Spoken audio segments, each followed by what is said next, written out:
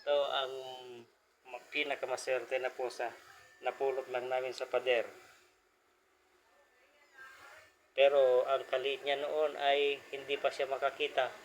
Nakita lang namin sa pader na umiiyak. Grabe ang gutom niya. Pero ngayon, oh, buti nga kumain. Wala yung nanay. Di namin alam kung saan ang nanay. Madaling araw na napulot ito.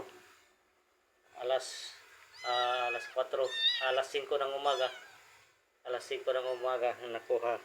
Diyan sa gilid ng pader. Hindi pa siya makakita. Pero ngayon, oh, inuwi ko, dinala ko, tapos pinakain ko ng manok. Yun, kumain naman. So hanggang ngayon tuloy-tuloy na. Ito na ngayon, oh, malaki na siya. Yun ang kanyang kasama. Yun, oh, yan ang kanyang kasama, oh, malaki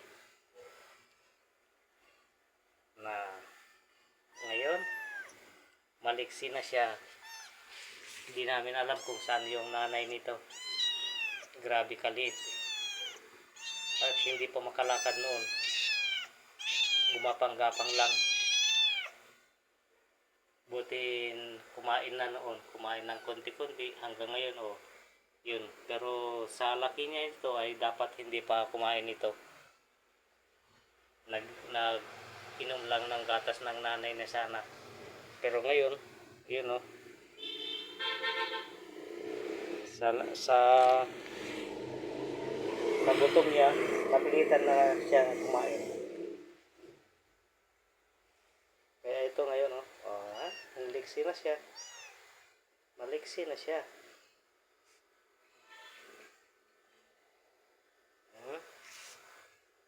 Maswerte siya, ako ang nakapulot sa kanya. Mahilig kasi ako sa pusa, eh. Yun. Huh? Grabe ang saya niya. Na, di ba? Focus natin. Na,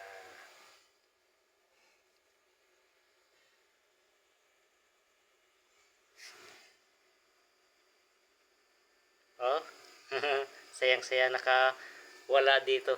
Pinakawalan ko dito sa kulungan niya. Yun, oh, ang kasama niya. Yellow. Yan ang kuya niya. Pangalan niya ay si Austin.